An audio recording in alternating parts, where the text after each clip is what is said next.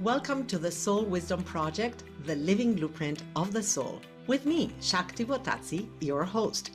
Do you ever feel overwhelmed by your daily life as if something inside you is trying to get your attention? As an international teacher, shaman, and energy healer, I will bring the tools of a lifetime to guide you to explore how to live consciously, awaken your innate wisdom, integrating the design, development, and emergence of your divine blueprint. Each episode blends grounded conversation with multidimensional insight, guiding you to release old patterns, align with your higher intelligence, and live awake, aware, and fully present. The Soul Wisdom Project with me, Shakti Bottazzi, starts now. Welcome once again. My name is Shakti, if you're new here, and I'm excited to be with you today to share topics that are near and dear to my heart and deeply embodied in my teachings, in my transmissions, and that I have seen transform my own life and the lives of those that I work with in my tribe. And today's episode is about one of those topics that is difficult to pinpoint in our lives. And when we finally realize that that's us, that has been happening to us, it opens an amazing window to understand something about our lives that we never quite could figure out. And that is how connecting the awakening journey we are on with the experience of not feeling safe in our bodies can really transform our understanding of how we are moving through our lives. When was the last time that you truly felt at home in your body, comfortable, at ease in your body? And this is not about are we skinny or are we overweight? It's not about that, regardless of our shape, of our size. Some of us just can't feel quite at home in our bodies. And this is what today is all about, this conversation. How does thriving in your purposeful life journey and feeling at home in your body are connected? This was very much my journey. And for those of you curious to go deeper in this is what my book, Remembering Her, a Soul Embodiment Journey, is all about. You can find it on Amazon, Kindle, Kobo, everywhere, every bookstore in the world. So just go there and find it if you're curious to know more. And it's also one of those topics that keeps showing up in everywhere and everything I do because it is so common to so many women across the world at this time. I work with women all over the world, maybe because I am quite international myself. I was born and raised in Argentina. I then moved to the US for 5 years. Then I went back to Argentina. Then I moved back to the US. Then from there, I leapt the ocean and went to Italy for like 20 years, where I raised my children who were born actually in Argentina and in the US. And then I came back to the US, where I am now, and I do hold three citizenships, and I do speak many languages, more than these three: Spanish, Italian, and English. And I think that is just a frequency I carry, and therefore so many women and men actually, but mostly women, come to work with me from everywhere in the globe, literally Australia, New Zealand, Singapore, Malaysia, Philippines, England, Scotland, Argentina, Canada, the Caribbean, South America, everywhere, Central America. It's really fascinating for me to meet all these people from across the globe and find that at the core of our being, we are all, whew, can you feel that? We're all really confronting the same issues within us. We have the same hopes, we have the same dreams, and we have such similar journeys, regardless of where we come from. That for me is a beautiful awareness that is very opening for us to understand that we are more alike than we're different. And that is a door opening into truly connecting with that love and compassion within us for ourselves and for our brothers and sisters everywhere, and understanding that every journey is perfect as it is, that we cannot truly by any means judge somebody else's journey because we don't know what that soul is here for. And we cannot say, are they behind or why are they doing that? That's their journey, that creation, and that is perfect for them, such as yours is perfect for yours and mine is perfect for me. And this conversation of today is part of that. My journey had a lot of what I'm talking to you about today embedded in it. This feeling of not feeling saved in my body, and I wasn't aware that I had that feeling. What was happening for me is what I'm going to share with you so that you can see if any of these things happen to you too or for you. And yeah, what happens is that as we grow up, as we are children and we have our own families, our tribes, our experiences at school, our experiences at work, even as teenagers, whatever is happening around us will have a profound influence in our inner felt experience of how we perceive the world and how we perceive our environment and how that lives inside the body, and it stays inside the body long after the moment has passed. And what is so profound about this is that when you are a child, especially when you're a child, and actually, I'm going to go even way back then, when you are in the womb, this starts being imprinted in you when you are in the womb, not even when you're a child, and at the moment of birth, and at the moment of the first year after you were born, and especially until you're 7 years old. And then between 7 and 14, when you're like coming out from the family cocoon into school, kindergarten, elementary school, all of those experiences are things that happened in your life and that will have you interpret those things, those events in a certain way, and you will carry those interpretations inside of you. So let's become more practical instead of just speaking in general terms. When a child is at home playing with her own things, and she may be 3, and her mom comes from work and is in a rush because she has to take the child to the doctor, to the pediatrician for a check, nothing special. But the child is living in her own world and she is totally absorbed in the toys and the dolls and whatever it is that she's doing. And the mom is like, come on, come on, come on, quick, quick, quick, quick, we have to go, we have to go, because the mom is frazzled. Because the mom had a really hard day at work and maybe even snaps at the child internalizes that in that moment, such as, I am wrong, I am bad, equals, I don't deserve to be loved. And you may say, yeah, right, that's too big of a leap. But no, that is what our subconscious internalizes. That aggressiveness, that fast paced, snapping us out of that profound, innocent world of the child is like a shock for the system of the child. That's a soft one.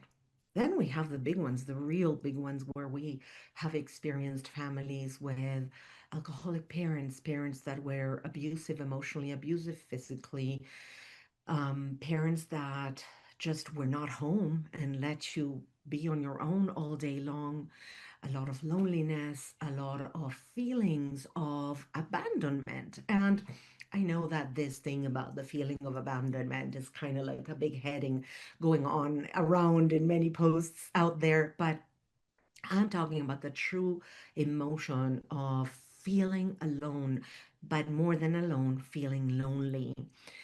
And I know, for example, that's one of the emotions I experienced many times in my life because of my upbringing. I was the youngest of four, and there was a big age difference between us. And so by the time I was five, my first sister got married, and by the time I was seven, both sisters got married, and my brother was sent to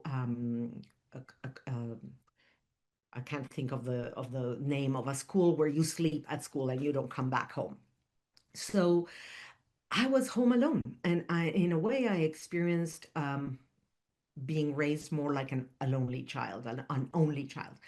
And at that same time, my own mom was going through her liberation period and decided that she had raised her kids and wanted to explore the world and begin working. And so my dad worked all day long, and my mom was never home. And she was not there when I woke up to go to school. She was not there when I came back home. Yes, I had a nanny that would take care of me, but it was just some adult being in the house. But I was a lot alone.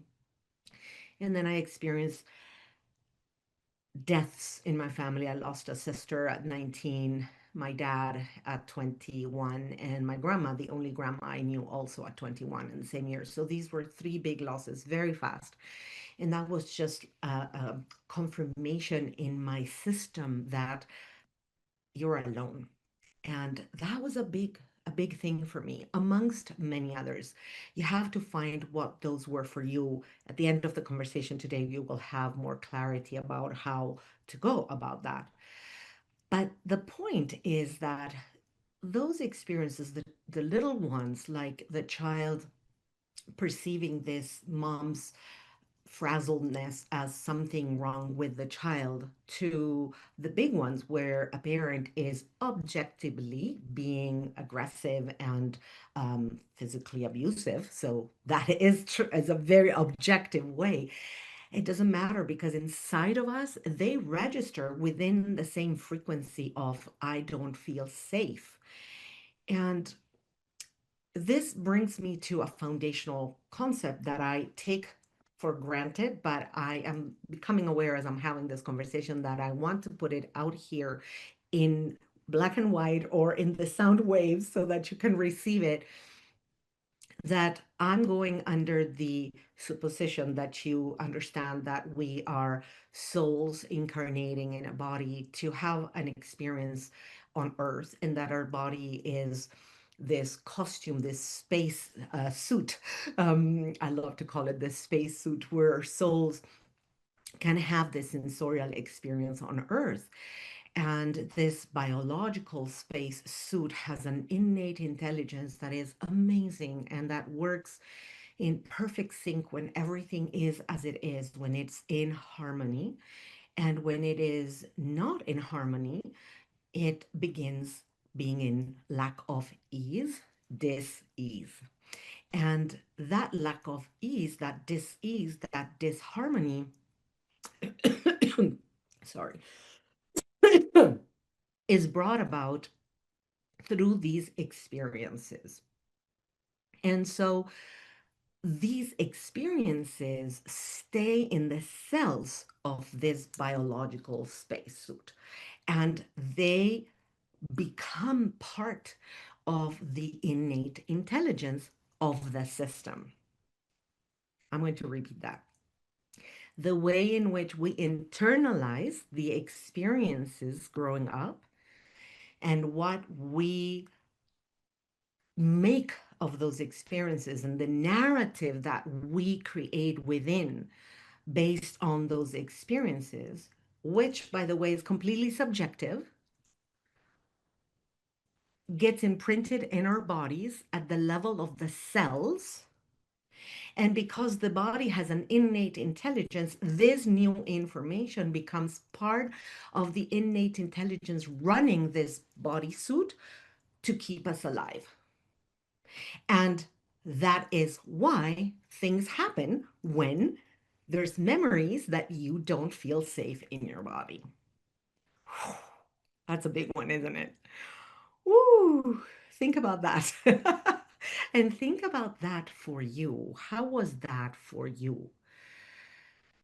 Ooh, I know that when I began to understand with depth how these cellular memories, they're called biological codings. There's a code that gets into our biology being the body. Those codes have the complete the information necessary for this body to keep us alive, because the subconscious mind, which, hear this because I'm about to give you an information that you may not have ever heard this way. The subconscious mind runs 93%, no, sorry, 97% of your life experience. Only 3% of your life experience is what your mind controls. What? Yeah, 97% of what your life is, the programs in your life, how you interact with people, and the things that you're co creating have a foundation on the subconscious 97% running your life. Again, wow. And how does this impact you? Because the subconscious has two main functions. The first one is to keep you alive one more second, and the second one is to keep you alive one more second so you can procreate life. That's all that the biological experience needs. The subconscious has that and only that as the main objective, and will create all of the experiences in your life so that it can do that. And it will do it in ways that are not clear for you because they're not linear the way the mind goes about it. They are metaphorical. They are all like your dreams. That's the language that the subconscious speak. So coming back to what I was saying, which this completes that part of the picture, is that this information of how you have taken in what has happened throughout the early years of your life, how you have interpreted all the things that were your life experiences, are now coded into your body and therefore provide information to the subconscious and the programs that your subconscious is running to keep you alive as best as it can. Therefore, if you don't feel safe, now the subconscious knows that and it's going to be doing all it can to keep you safe. And here are one of the things or some of the things that happen, because you may say, okay, that's all grand. And well, what does that mean for me? What does that mean in terms of how is this showing up in my life? How can I tell if these programs of not feeling safe in my body are running in my life? Let me tell you a few examples that may open a window of understanding for you about this, because it has, of course, many ways in which it can show up in your body and in your life, in the experiences that you have. And I know for sure that a few of these you will understand. You know that we have many energy centers in our bodies, and that our bodies are not just the biological aspect that I was talking about, but the biological aspect carries some energetic bodies around it, that our bodies are really all of that, the physical one that you can feel and touch, and then the other outer layers of energy. They're all part of our bodies. And there's seven main energy centers that are called chakras in many traditions, or energy centers, and they align in our spinal cord. And they are in the root, in the sacral, in the solar plexus, in the heart, in the throat, in the third eye, and in the crown. And these seven centers carry information about also different aspects of how we live life, and they play a role there.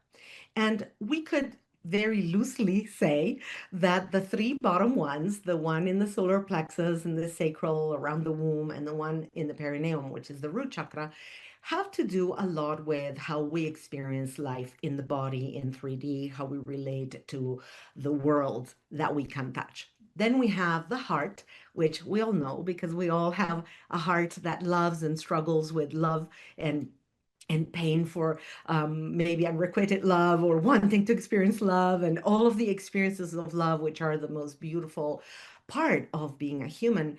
And then we have what we call the upper chakras. The heart is a bridge. You may understand it like a bridge, which are the throat, the third eye, and the crown.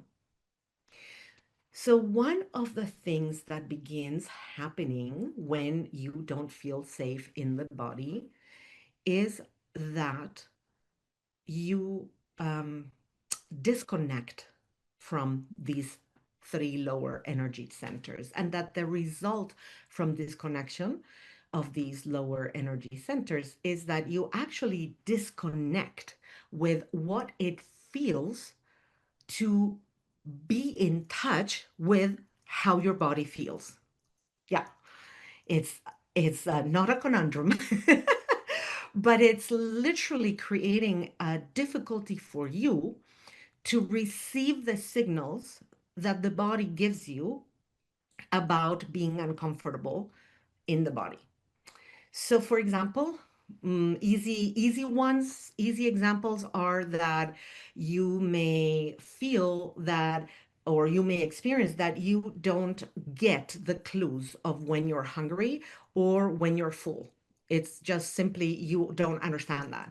You know you have to eat at a certain time and you do, but you don't understand when you're full and you don't understand where you're actually hungry. Or you feel that you're more hungry than you are because not feeling safe in the body, your subconscious running these programs of safety for you wants you to have a bigger body mass as a protection. And I'm sure you've heard this before. So we have a few extra layers in our bodies that act like a shield of protection. And that's just one very simple example of that. Other examples are that we take upon ourselves. Remember that example I gave you about the little girl and how she felt that she didn't deserve to be loved because she wasn't running fast enough to get ready when mom called her? Well, that little girl most likely interpreted that from then onwards, she needed to strive to run at her mom's whims. And that later on means take action and run after her teacher's whims, her boss's whims, her husband's whims, her siblings' whims, her friends' whims, and always putting herself on the side because the basic need of being loved and being um, received and seen and embraced is so need is such a basic need for us, that is such a big need that we're going to do everything we can to overcompensate for that program. We can call it a program, or for that narrative that we internalized for ourselves. So this adaptation mechanism, the more we are good at looking in an environment and understanding what the environment needs, that's called hyper you know what, today my words are like, I have so many thoughts in my mind, sorry about that.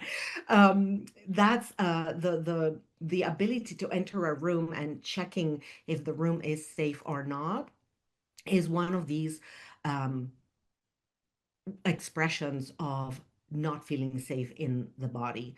And another one is to achieve perfectionism, to achieve, hyperachievement, to strive to be perfect, which of course it's impossible. And so when we strive to be perfect and we really want to achieve all of the best accolades that we can, we really berate ourselves if we fall short. And then we actually feed the loop of not being good enough and not feeling safe in the body.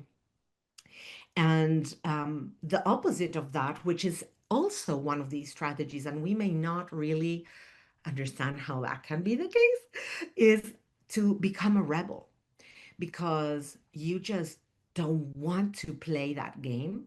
And so you go to the other extreme. And when you become the rebel, you're actually numbing yourself also to what others may think of you because you know you're going to trigger them and you don't want to have anything to do with them.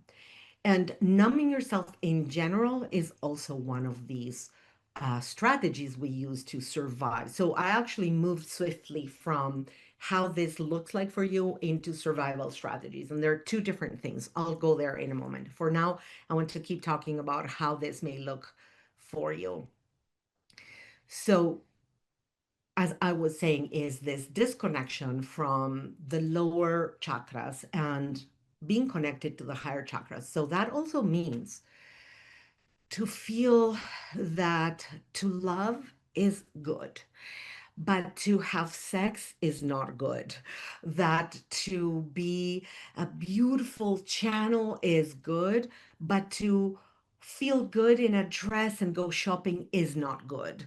To be totally connected to the cosmos is good, but to want things that have to do with being on Earth and have new playthings and trinkets is not good. So there begins to develop within you also a set of values that reflect that internalized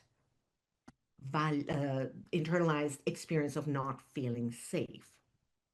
I want to pause here for a moment because this is a big one. I know I've been giving you a lot of huge things to think about it. And these are so many things to share in an hour, but my intention today is to bring awareness so that you can become curious and you can become your own detective about how this is playing out in your life. And again, I can't emphasize how I have described this whole journey with a lot of examples of my life in my book, Remembering Her, A Soul Embodiment Journey. And in the book, it's not a memoir, it's not me telling my story. It's actually sharing how this journey of embodiment works. And you can see how you have played this journey, how it has played in your life. And yes, I do share some examples of my life that make the understanding a little bit more down to earth as opposed to keeping it only as a theory. And many people that have read the book have told me, oh, it's wonderful. It's like a manual. I need to keep it handy. I've highlighted so many paragraphs. So if this is a topic that really is resonating with you, you may really want to go and get the book on Amazon. And actually, the link is also in the description to this video, together with other goodies that I will be mentioning. So you may go and click on that link and just access the book as well. So before proceeding, I want to say that what we have discussed is a big topic, and I know that I will be talking about it also in our next episode, not just in this one. So bear in mind with me, there's a lot to be uncovered. And for now, I want to help you integrate what we have discussed so far. We have discussed that as a child, when you experience whatever it is that life puts in front of you, including in the time in which you were in the womb, you internalize it and you give meaning to that. And that meaning becomes oftentimes, I am not deserving of love, I am too much, I'm not enough, and whatever other mm, narratives that equate into you not feeling that it is safe to be who you are and to live fully in your body. And because of that, we adapt, beginning to live life in different ways to cover for what those beliefs have created within us. And in so doing, we learn strategies, which I'm presenting here, of survival, accompanying ways in which the strategies show up in my life. And we've talked about how a few of these intelligent adaptations show up in our lives to support us in thriving or living or sometimes just plainly surviving. We're going to take a break in a moment, and after the break, I'm going to share with you a more clear understanding of what those strategies mean. What does it mean to have a strategy? And also a broader understanding of how we go from what has happened to what can I do, and how does that relate to your journey of awakening. So for you, in this moment, take a pause if you want to get a drink. There's a short break now, and we'll get back in a few minutes to continue this conversation.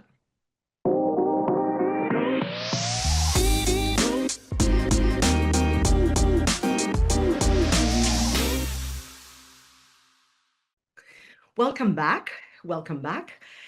And let's continue this conversation we were having about what does it feel like it when we don't feel safe in our bodies, and how does this connect with our journey of awakening. We mentioned that our bodies remember what our minds have learned, and they remember this, and therefore they find ways to bypass what are interpreted as threats. These ways to bypass what is interpreted as threats is also known, or can be called, strategies of survival, because we learn to do things that help us stay safe. Now, I want you to do an experiment with me for a moment. Let's say that you lift your sleeve. I have long sleeves, but I don't need a lot of it. And I'm going to show you, and then you close your eyes for a second. And you pass your hand about this distance from your arm. And you can also do it from your face. So I invite you to close your eyes for a moment and do this. Pass one hand about 2 inches above from your skin in the arm. If your legs are open because you're wearing shorts or a skirt, do it on your legs. You can do it on your face, on your neck. I'm going to give you a moment.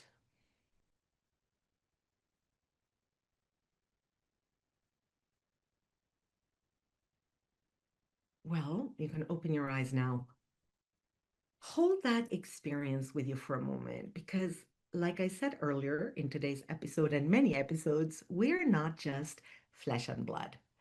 We are fields of electromagnetic energy. And what I just had you check is in what is called the etheric body. That is a living library of the memory of our emotions, of our abilities to know and remember when we belong and when we don't feel like we belong.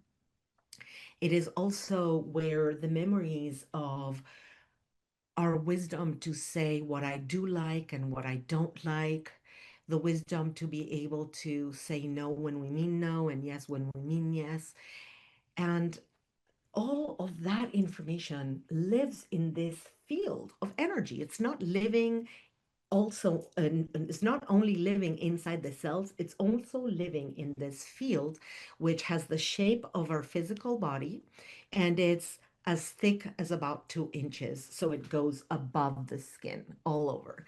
And I'm asking you, when you did this that I invited you to do, when you touched that etheric body, that energetic field, how did it feel? Were you able to feel maybe, or tune into, or receive the information that there was a different temperature, there was a tingling, there was clearly something that you were feeling. There was a, even sometimes like a resistance, like a magnetic field that you could feel.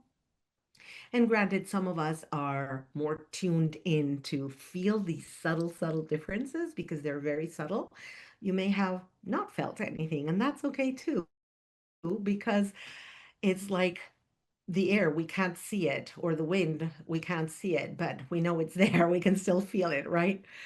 And I was asking you to do this so that you can perceive that there is that extra layer. And if you are one of the ones that has felt that, cool, keep that in.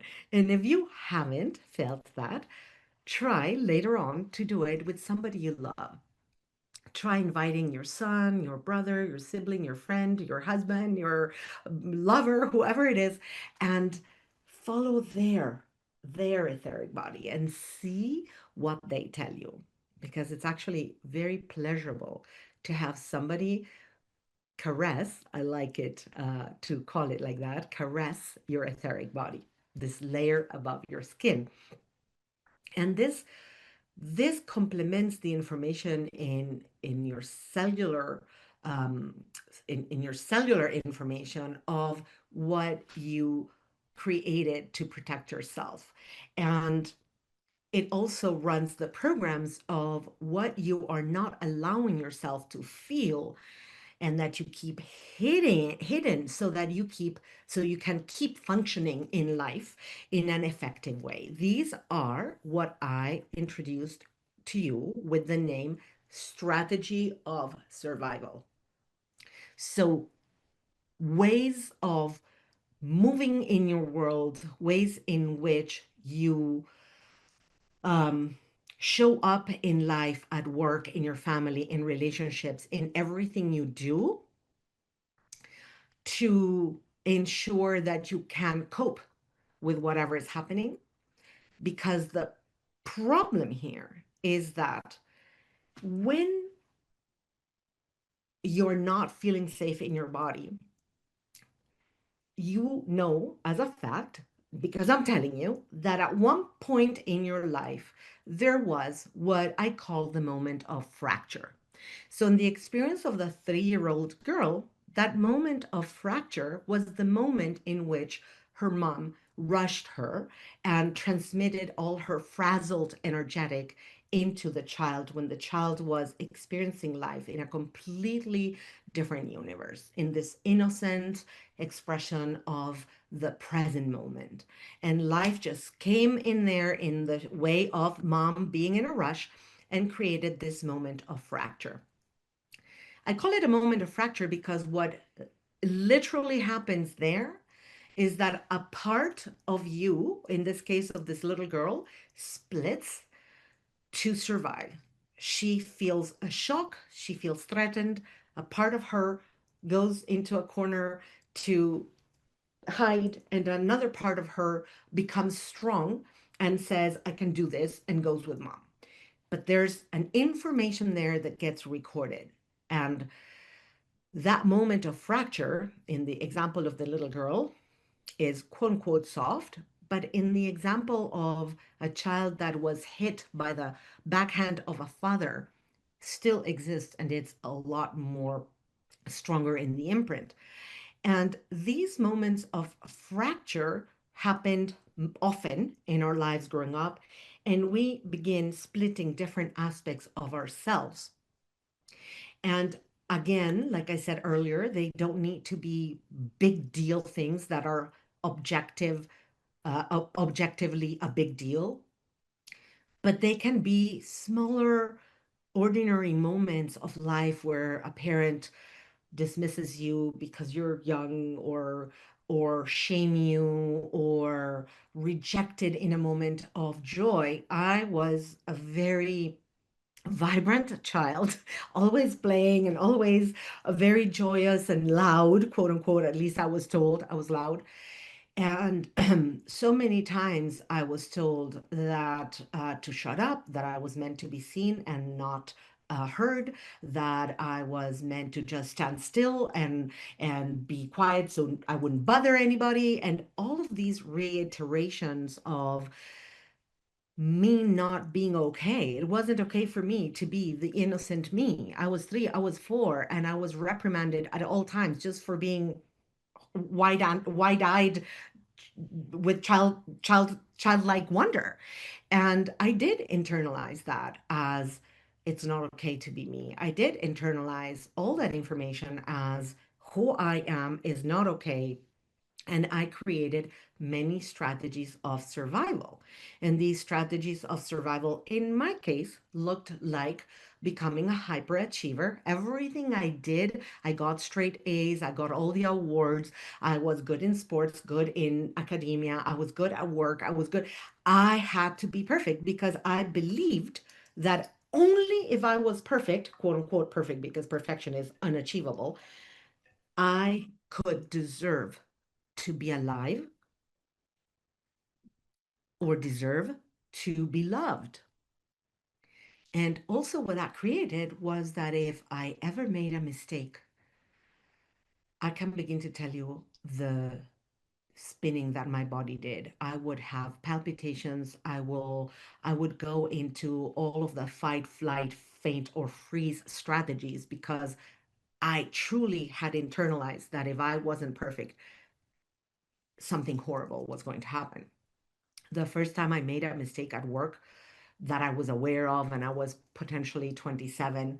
Not that that was my first mistake, but it was the first big role when I was already a manager. And it was a totally banal error. I thought that you were supposed to never, ever, ever, ever make a mistake. And oh my gosh, what experience that was. And I didn't know it wasn't normal. It wasn't. I didn't know it wasn't normal to feel this way when you made a mistake. Back to the strategies of survival that we were talking about.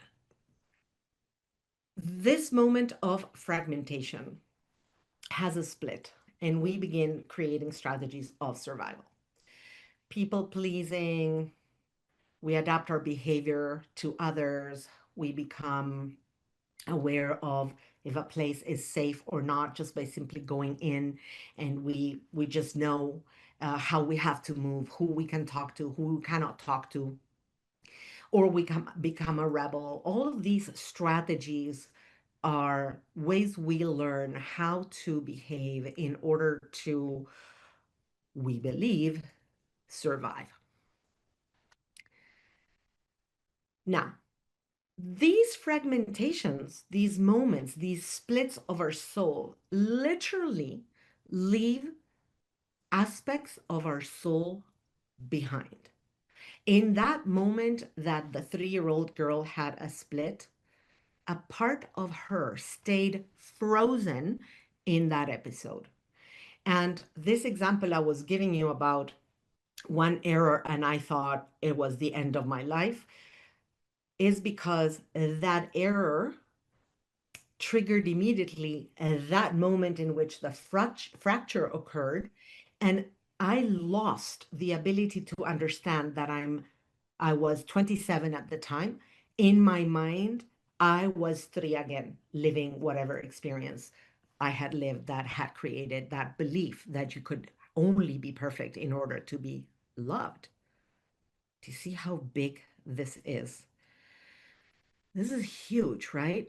And the way this shows up for us is as if you were in your body and half of your soul is literally outside of the body, literally. So you go about life carrying a balloon, and that balloon is half of your soul. And only a little bit of your soul is connected inside. Yeah, I know it sounds crazy, but that's how it works. And that's why we use the word embodied, because in body, it's not in the body, it's not embodied. And so that's why we say that it's a journey of embodiment. Okay. Because when you're growing up and these informations come through, the body begins carrying that. Your mind learns how to bypass these moments, creating all these beautiful survival strategies.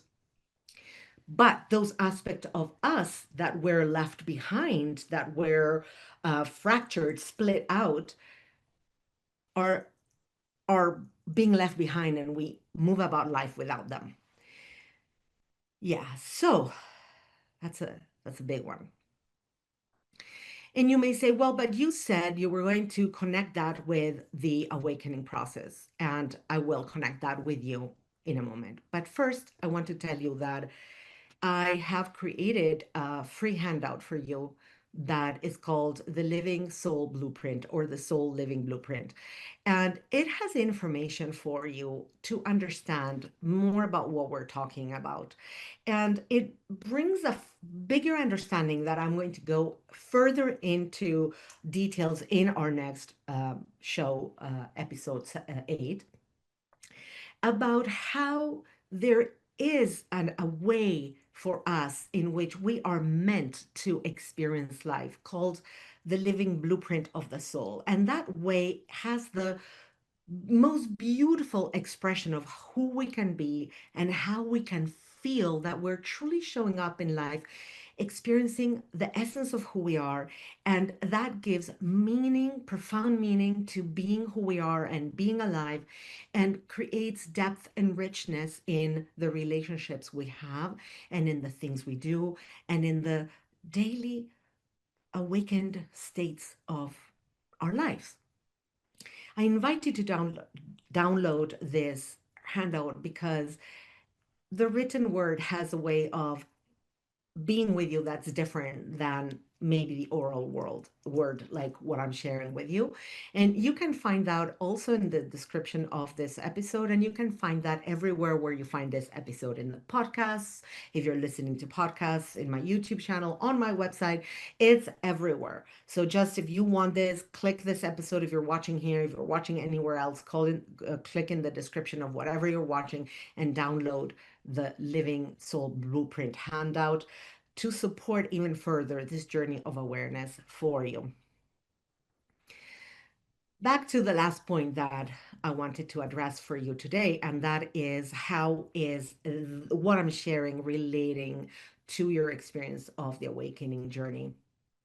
It is relating because when we go about life with our soul as a balloon, half outside of our bodies, what happens is that because of everything that I have shared with you today, we are unable to fully experience life on earth. And life on earth is meant to be experienced as a holistic uh, expression that has the five sensorial expression of touch and smell and sight and auditory and I'm missing one, the five senses.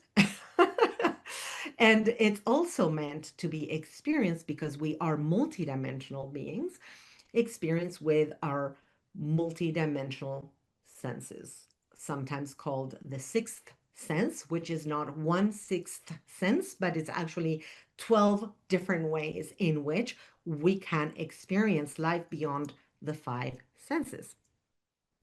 But in order to be able to fully access the realm of our multidimensional, multisensorial beingness, which is key for your awakening, it is fundamental that you can be fully inside your body, feeling safe inside your body, and feeling what this word that many people use, fully grounded, because the more you can ground yourself, the stronger your roots, the safer you feel in the body, the easier, it seems counterintuitive, but it isn't, the easier it is for you to actually drop down so that you can go up and leave the body to have this most beautiful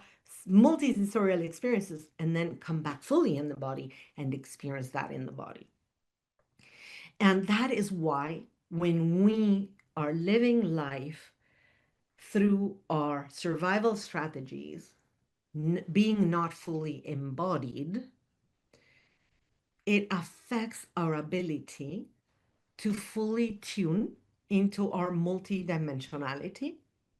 And the ability to fully tune into our multidimensionality is what opens up the doors into our ascension and into an experience of life that is so profound, so deep, that gives you the full spectrum of the beauty of experiencing the carnal uh, beauty of tasty food, a good night's sleep, a hug, a beautiful perfume, um, colorful art, everything that comes through the experience that only this beautiful spatial bodysuit can give us, while at the same time enriching it even further, opening up to what is available for us from the living blueprint of our souls.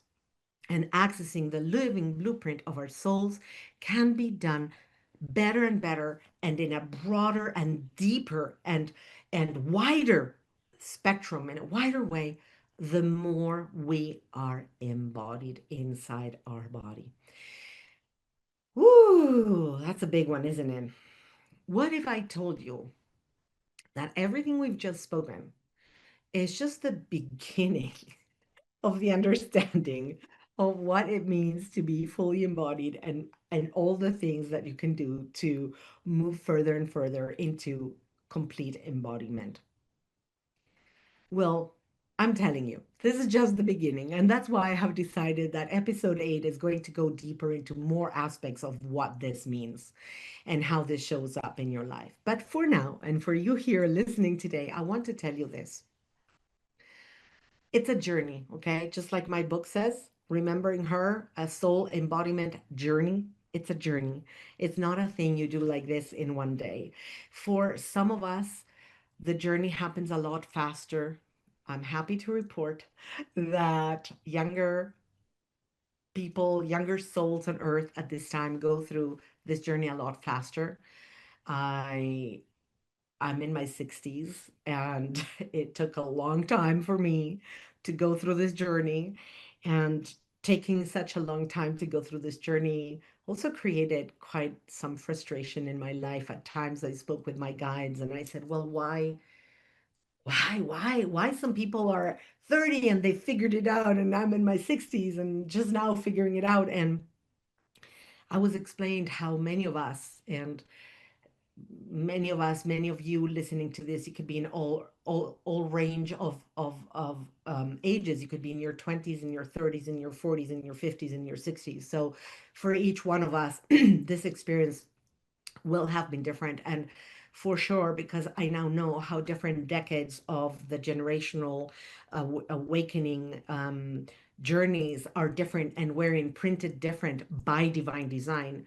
I now know that for those of us over 55, we came here with the role of preparing the stage. We came at a time on earth where the density, literal density of the earth frequency was very dense. Like I say, walking through molasses. And for some of us, and this was my case, that are empaths and are open channels, it was very difficult at times to keep going through this density and all the darkness. And I now know that that was part of my soul agreement.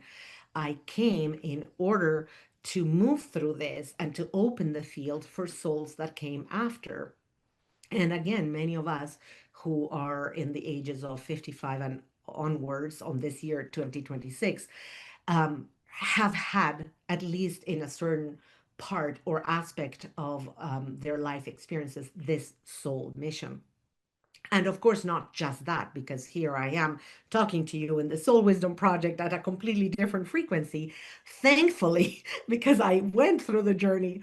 But what I'm saying is that for each one of us, the experience may be faster, but it will have the same elements that we have had the conversation about tonight.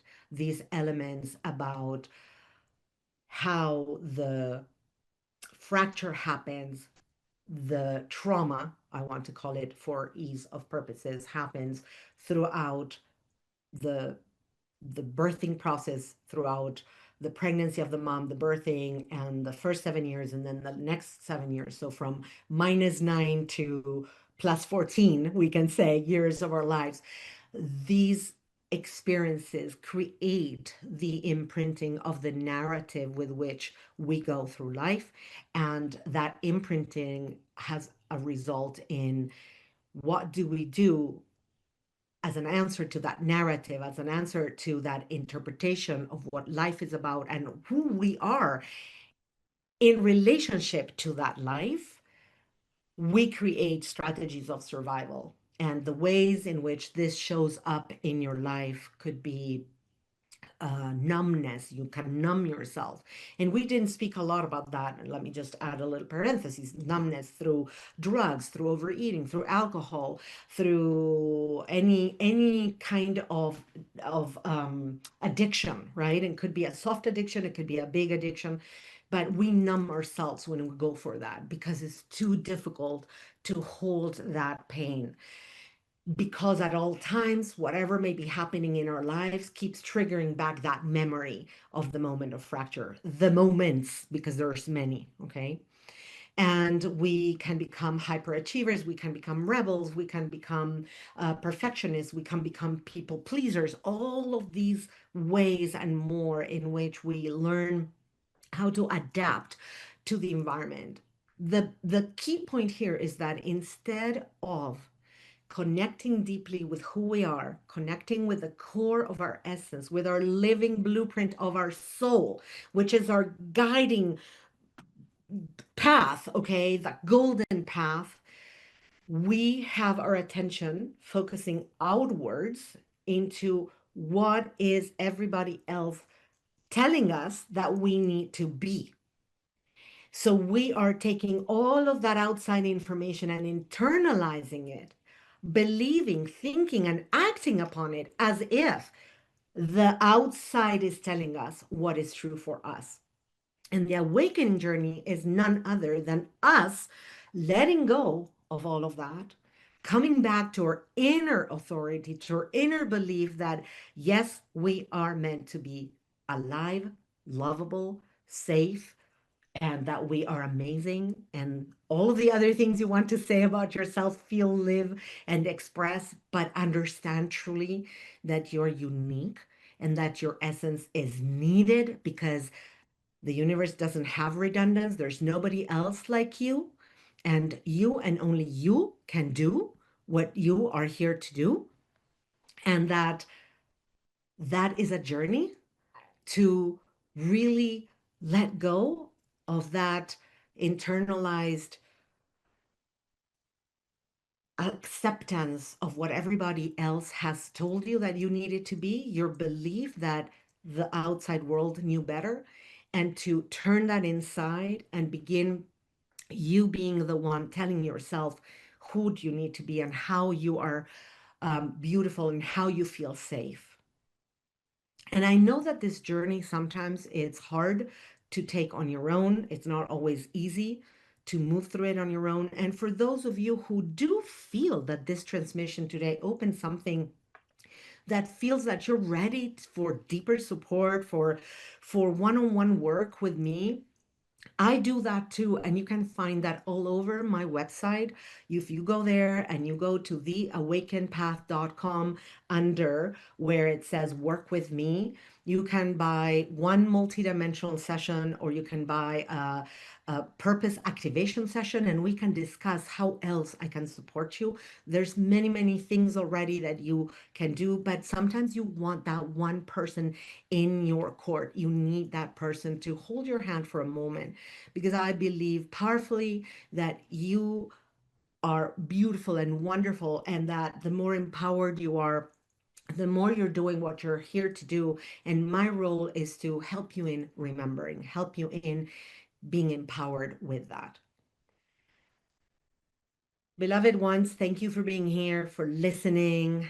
I hope this conversation really sparked something deep within you.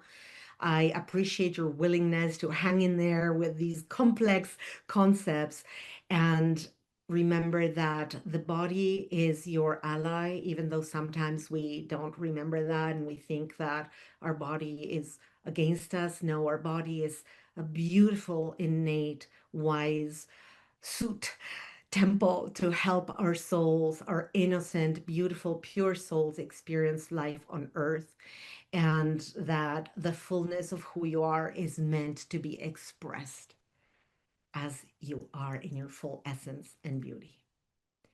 Thank you once again. Until next time, much love. Thank you for joining me, Shakti Bottazzi, on the Soul Wisdom Project, Remembering the Living Blueprint of the Soul. Tune in every first and third Tuesday each month at 9 a.m. Pacific on Transformation Talk Radio. Continue your journey of conscious embodiment, integrating the design, development, and emergence of your divine blueprint. Deepen your exploration through my book, Remembering Her, A Soul Embodiment Journey, and discover mentoring and retreats at theawakenedpath.com. Healing is possible. Your journey is sacred design in motion. To put overwhelm in your past, contact me at www.theawakenedpath.com. Stay awake, stay aligned, and keep living your soul's wisdom. See you next time.